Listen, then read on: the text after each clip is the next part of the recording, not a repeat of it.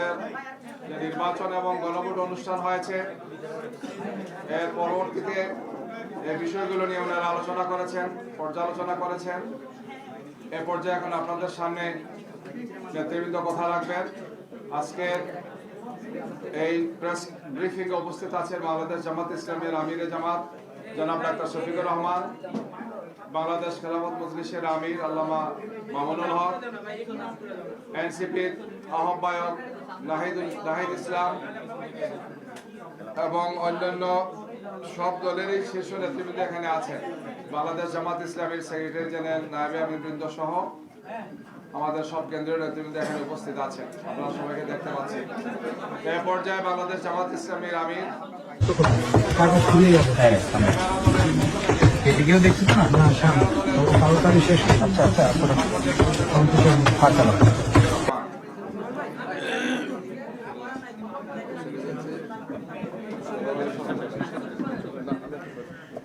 আসসালামু আলাইকুম রহমতুল্লাহ। 11 দলের সম্মানিত শীর্ষ নেতৃবৃন্দ, সাংবাদিক বন্ধুগণ, আমরা সবাই প্রিয় বাংলাদেশের নাগরিক। বহু প্রত্যাশিত দীর্ঘদিন নির্বাচনের অধিকার থেকে বঞ্চিত, ভোটের অধিকার থেকে বঞ্চিত জনগণ গতকাল স্বাচ্ছন্দ্যে স্বস্তির সাথে তারা ভোট দিতে চেয়েছিলেন। আমরা গতকাল রাত্রে আপনাদের সামনে আরেকবার হাজির হয়েছিলাম 11 দলের পক্ষ থেকে। আপনারা গতকাল যারা ছিলেন তারা তার সাক্ষী। আমরা বলেছিলাম যে বাংলাদেশে আমরা সুস্থ ধারার রাজনীতির পক্ষে এবং আমরা চাচ্ছি ইতিবাচক ধারার রাজনীতি করব। আর আমরা এও বলেছিলাম যে আমাদের বেশ কিছু পর্যবেক্ষণ আছে, আপত্তির জায়গা আছে, সেটাও আগামীকাল আপনাদের সামনে আমরা তুলে ধরব।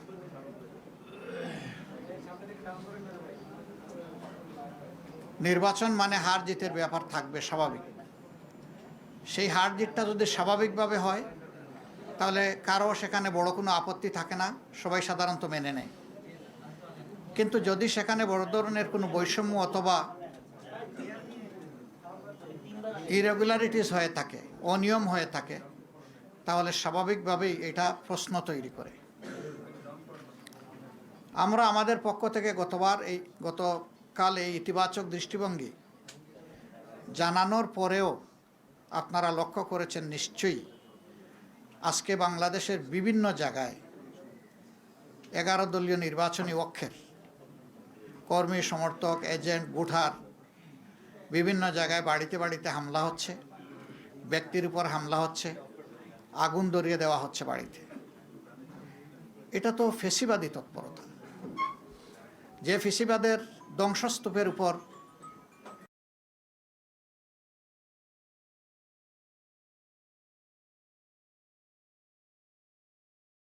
জাতির জন্য খুবই দুর্ভাগ্যজনক এবং এর সম্পূর্ণ দায় তাদেরকে নিতে হবে যারা এই ধরনের অপকর্মে লিপ্ত হবেন। আমরা চাইলেও যদি তারা ইতিবাচক দ্বারা রাজনীতি না চান তাহলে আমরা জোর করে ইতিবাচক রাজনীতি করতে পারবো না। নির্বাচনে যারা সংখ্যাগরিষ্ঠ আসন পেয়েছেন, যেভাবেই পেয়ে থাকুন, এ ব্যাপারে আমাদের যথেষ্ট অবজারভেশন, আপত্তি আছে। দায় মূলত তাদেরকেই নিতে হবে। দেশের শান্তি শৃঙ্খলা রক্ষা করা হবে যদি তারা সরকার গঠন করেন, এটা তাদের দায়িত্ব। কিন্তু এখন এইগুলা কিসের আলামত? এখন এইগুলা বন্ধ করতে হবে। এখনো যদি বন্ধ করা না হয় আমরা বাধ্য হব যে কোনো সিদ্ধান্ত নিতে। এবং আমরা নিরীহ দেশবাসী যারা ভালোবেসে একটা পরিবর্তনের পক্ষে গণভোটে হা বলেছেন এবং আমাদেরকে ভোট দিয়েছেন, সহযোগিতা সমর্থন করেছেন, আমরা তাদেরকে বলতে চাই, আপনারা যেমন আমাদের সাথে ছিলেন, আগেও আমরা আপনাদের সাথে ছিলাম, আজকে থেকে আরো শক্তভাবে আমরা আপনাদের সাথে থাকব ইনশাআল্লাহ।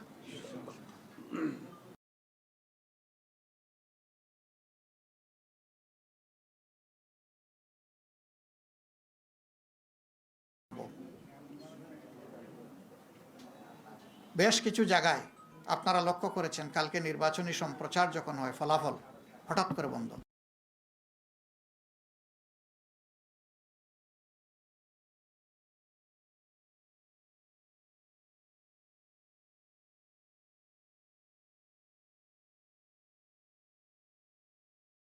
কষ্টমষ্ট করে তাকে ছাড় দিয়ে নির্বাচিত ঘোষণা করা হয়েছে, যেটা অবাস্তব। আবার আমাদের কাছে ডকুমেন্ট আছে, বিভিন্ন জায়গায় রেজাল্ট শিটের উপর কষামাজা করা হয়েছে।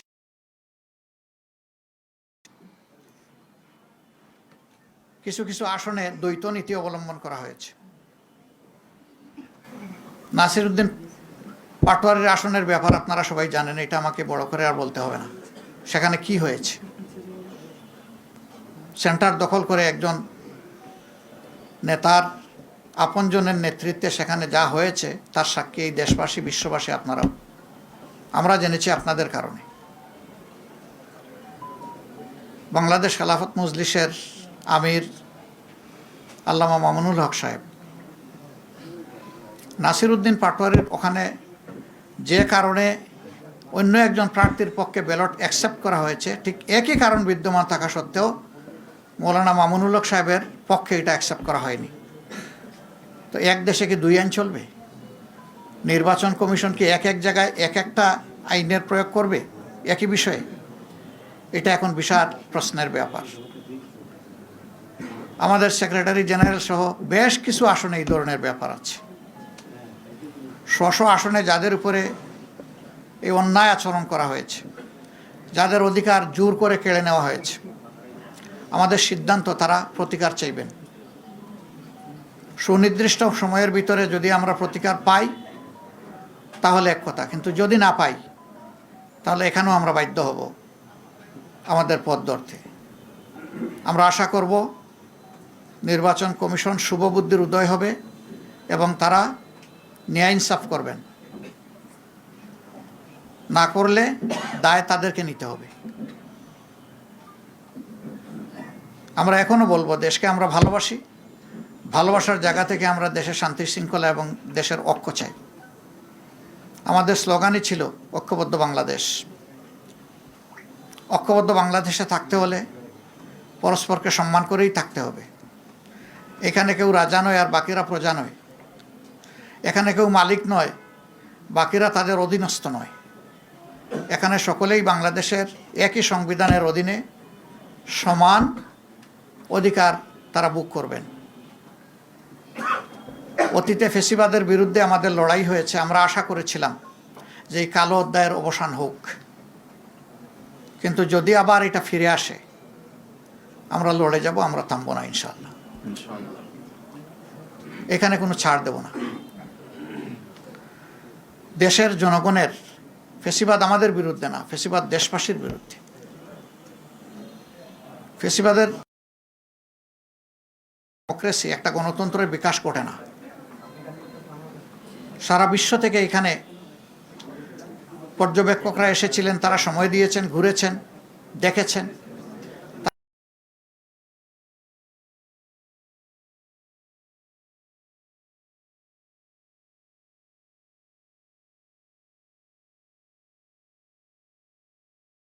আপনারাই জানাবেন।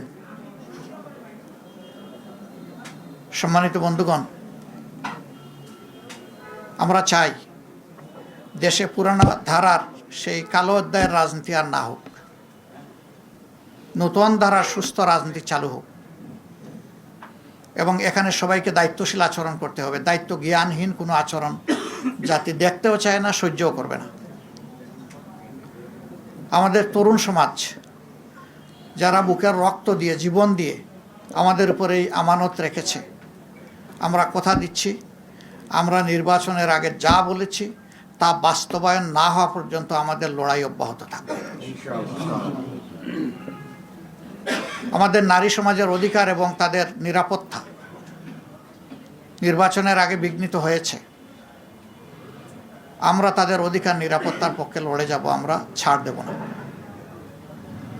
আমরা বাংলাদেশের প্রত্যেকটি নাগরিকের পক্ষে আছি। আমরা কোনো দলের পক্ষে নয়, গোষ্ঠীর পক্ষে নয়। আমাদের অবস্থান আপামর জনগণের পক্ষে।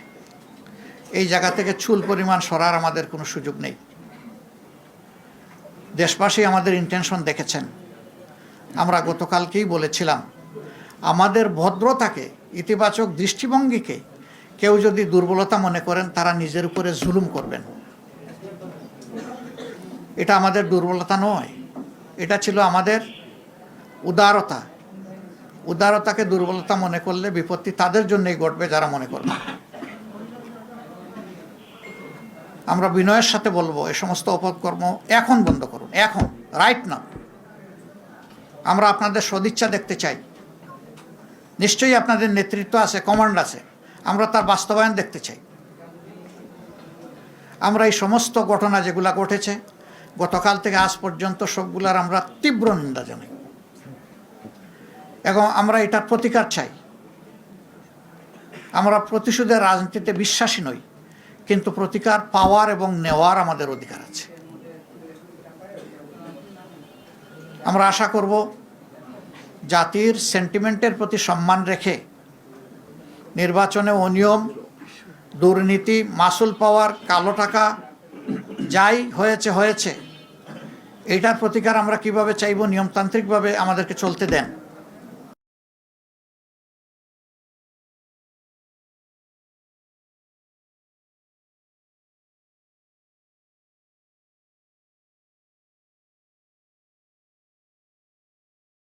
ঋণ খেলাফি, তাদেরকে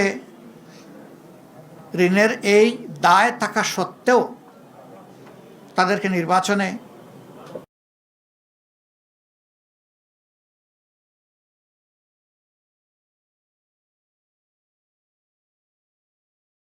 এর বিরুদ্ধে আমাদের প্রতিবাদ অব্যাহত থাকবে। নির্বাচন কমিশনকে আমরা অনুরোধ জানাবো, আরপিও যেটা খাবার করে না, এরকম যারাই নির্বাচিত হয়েছেন তাদেরকে মেহরবানি করে তাদের ফলাফল স্থগিত রেখে এই ব্যাপারে আগে সুরাহা করুন, তারপরে আপনারা আগান। দ্রুত সুরাহা করলে দ্রুত গাইতে পারবেন, কোনো সমস্যা নাই, আমরা সহযোগিতা করব। কিন্তু এর সুরাহা হওয়া উচিত। যারা এই ঋণ খেলাপি হয়েছেন, এটা এক ধরনের অপরাধ। তাদেরকে আরপিওর আন্ডারে সুযোগ দেওয়া হয়েছে, সেইটা তারা গ্রহণ করেন নাই। তারা গ্রহণ করলে আমাদের আজকে এই কথাগুলো বলার দরকার হতো না। অনেকে ঋণ খেলাপির তথ্য গোপন করেছেন, সেইটাকে অবলীলায় এড়িয়ে যাওয়া হয়েছে। দৃষ্টি আকর্ষণ করা সত্ত্বেও ক্ষেত্রবিশেষে সেইগুলো আমলে নেওয়া হয়নি। স্পষ্টভাবে এটা আরপিওর ভায়োলেশন, আমরা সেই ভায়োলেশন দেখতে চাই না। সাংবাদিকরা আমরা মনে করি সত্যের পক্ষে অবস্থান নেবেন, সংবাদ জগৎ ন্যায়ের পক্ষে নেবেন। আপনাদের অবস্থান হবে ফ্যাসিবাদ বিরোধী, আপনাদের অবস্থান হবে জনগণের স্বার্থ এবং কল্যাণের পক্ষে। এটা এখন বলছি না। আমরা এটাও লক্ষ্য করছি, আমরা সুনির্দিষ্ট এখনই বলতে চাচ্ছি না, কোনো জায়গায় ফ্যাসিবাদীদেরকে ঘোষণা দিয়ে এখন পুনর্বাসন করা হচ্ছে। নির্বাচনী প্রচারণার সময় তা লক্ষ্য করেছি। এটা মনে রাখবেন, কিছু মানুষ জীবন বাজি রেখে লড়াই করে জীবন দিয়ে এই ২৬ আমাদেরকে এনে দিয়েছে। ২৪-এর আকাঙ্ক্ষার সাথে যে কেউ অপমানজনক আচরণ করবেন, জাতি তাদেরকে ক্ষমা করবে না, বিশেষ করে যুব সমাজ তাদেরকে ক্ষমা করবে না। আমরা অনুরোধ করব ২৪-এর আকাঙ্ক্ষাকে যেন ধারণ করা হয়। এরপরে গণভোটের ব্যাপারে আমাদের স্পষ্ট বক্তব্য। সংখ্যাগরিষ্ঠ ভোটার রায় দিয়েছে গণভোটের পক্ষে, অবশ্যই তা বাস্তবায়ন করতে হবে। এর কোনো ব্যতিক্রম আমরা দেখতে চাই না। পচা রাজনীতির পরিবর্তনের জন্যই ছিল এই গণভোট। নতুন দ্বারা সুস্থ রাজনীতির পক্ষে এই গণভোট। গণভোটে হ্যাঁ বিজয়ী হয়েছে, এখন বাস্তবায়ন করা যারাই সরকার গঠন করবেন তাদের দায়িত্ব। তারা যদি বাস্তবায়নের উদ্যোগ নেন, আমরা সর্বাত্মক সহযোগিতা করব। কেউ যদি এড়িয়ে চলতে চান, আমরা এ বিষয়ে অবশ্যই আমাদের কণ্ঠ থেমে থাকবে না, আমরা আমাদের দায়িত্ব পালন করব।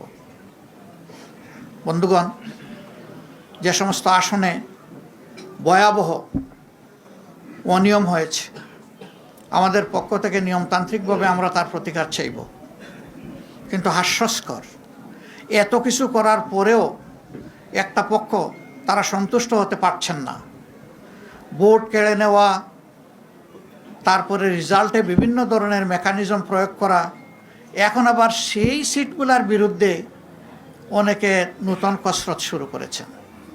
কি চাচ্ছেন আপনারা? জাতির সামনে পরিষ্কার করে বলে দেন। এই প্রক্রিয়া যদি বন্ধ না হয় তাহলে আমাদের কি করার থাকবে? যারা এই ধরনের কাজ করবেন দায় তাদেরকে নিতে হবে।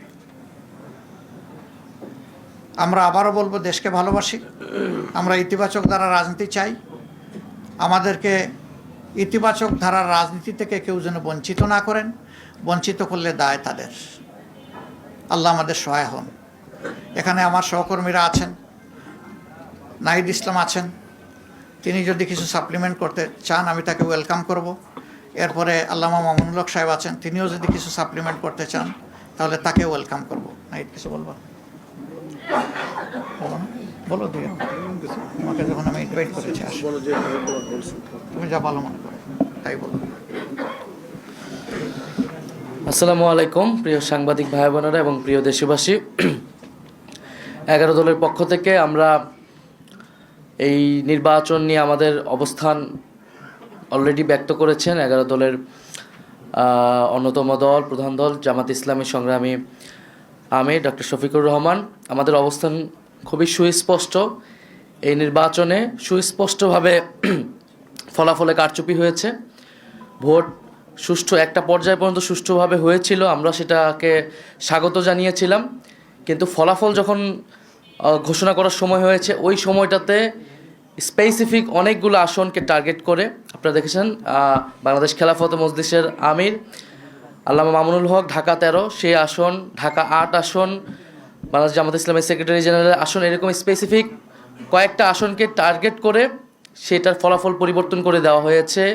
কেন্দ্রগুলোকে দখল করে সেই কেন্দ্রে জোর করে প্রশাসনকে ব্যবহার করে সেই ফলাফল পরিবর্তন করা হয়েছে। এখন যেই প্ল্যানের কথা আমরা শুনেছি, আমরা সেই প্ল্যানের একটা বাস্তবায়ন বা সেই প্ল্যানের একটা স্বরূপ কিন্তু এই নির্বাচনে আমরা দেখতে পাচ্ছি।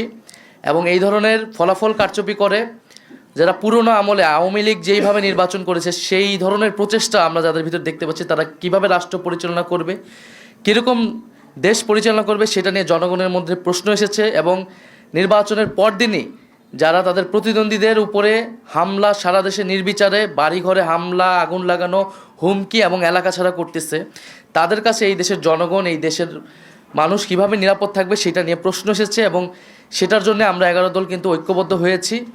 এবং ডক্টর শফিকুর রহমান বলেছেন স্পষ্টভাবে যে এটার জন্য রাজপথে নামার প্রয়োজন হলে আমরা সেটার প্রস্তুতি নিচ্ছি। কারণ এই দেশের মানুষকে, যারা 11 দলের পক্ষে নির্বাচনে কাজ করেছে, নেতাকর্মী সমর্থক, তাদেরকে হেফাজত করা, তাদেরকে রক্ষা করার দায়িত্ব আমাদের। আরেকটি কথা আমি বলতে চাই, আমরা জনগণকে অভিবাদন জানাই যে জনগণ এত প্রতিকূলতার মধ্যেও 11 দলের পক্ষে ভোট দিয়েছেন, 11 দলের পক্ষে বিজয়ী হয়েছেন। অনেকেই অনেক কারচুপি করে তাদের বিজয় আটকানো যায়নি। আপনারা দেখবেন যে গণভোটে কত পার্সেন্ট ভোট পড়েছে? 60% ভোট পড়েছে, 60+ ভোট পড়েছে। এই নির্বাচনে কিন্তু সুস্পষ্ট দুইটা পক্ষ ছিল, একটা সংস্কারের পক্ষ, পরিবর্তনের পক্ষ, যারা সংস্কার চায়, গণতন্ত্র চায়, চাঁদাবাজি বন্ধ করতে চায়, দুর্নীতি লুটপাটের বন্ধ করতে চায়, বিচার এবং সংস্কার চায়, আধিপত্য তো বিরোধিতা চায়। আরেকটি পক্ষ যারা পুরনো বন্দোবস্ত, পুরনো রাজনীতিকে প্রতিনিধিত্ব করেছে, যারা 72-এর সংবিধানকে চেয়েছে, যারা পুরনো যত ধরনের রাজনীতি আছে, যারা ঋণ খেলাপিদেরকে প্রশ্রয় দিয়েছে, যারা লুটপাট দুর্নীতি, সেই একই রাজনীতি করতে চায়। ফলে জনগণ ব্যাপকভাবে যেই 60%-এরও বেশি, 60+ সংস্কারের পক্ষে তারা ভোট দিয়েছে, সেই একই জনগণ কিন্তু 11 দলের পক্ষেও ভোট দিয়েছে। কিন্তু শেষ মুহূর্তে এই 10%-এর মতো ভোট কিন্তু কারচুপি করা হয়েছে, ফলাফলে কারচুপি করা হয়েছে। নাহলে এই পুরো ভোটটাই 11 দলের পক্ষেই আসতো। শেষ মুহূর্তে 11 দলের অনেক গুরুত্বপূর্ণ নেতাকে এবং প্রার্থীকে হারিয়ে দিয়ে ক্ষমতা নিয়ে নেওয়ার চেষ্টা করেছে। এবং আমরা নির্বাচন কমিশনে সেটা সুস্পষ্টভাবে এই অভিযোগ জানানো হবে, প্রার্থীরা জানাবে যাদের, এবং নির্বাচন কমিশন সেখানে কি ভূমিকা পালন করতেছে, তাদের অবস্থান কি, এর উপর নির্ভর করবে আমাদের নির্বাচন নিয়ে চূড়ান্ত অবস্থান। ধন্যবাদ সবাইকে।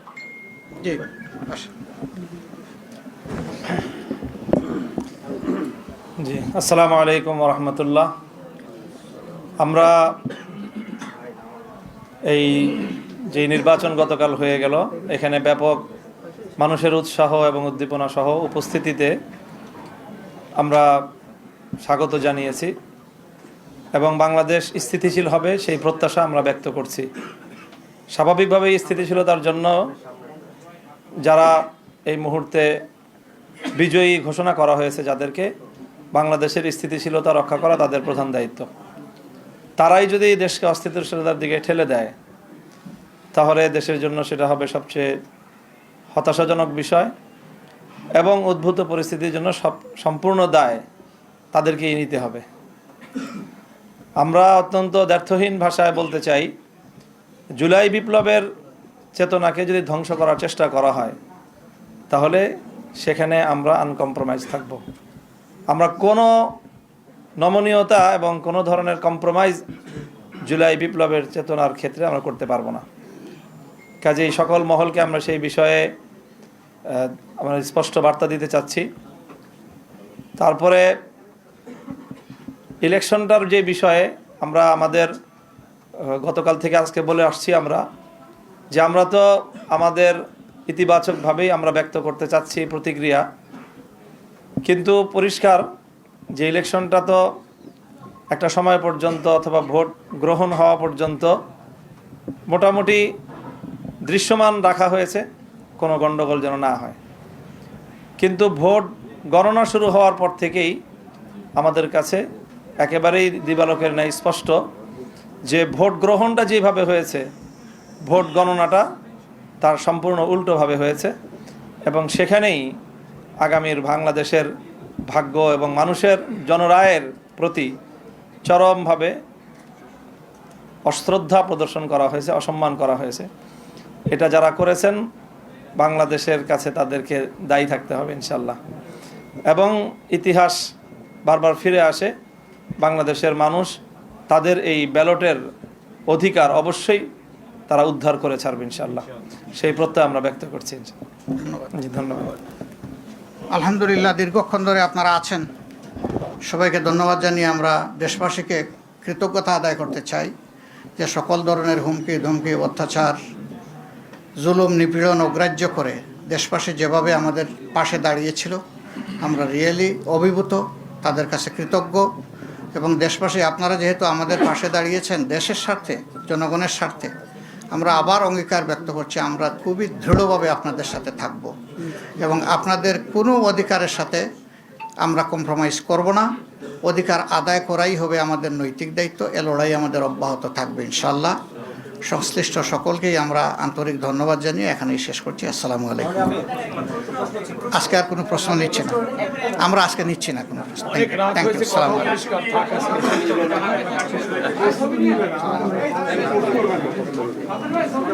এইটা জানি কার এটা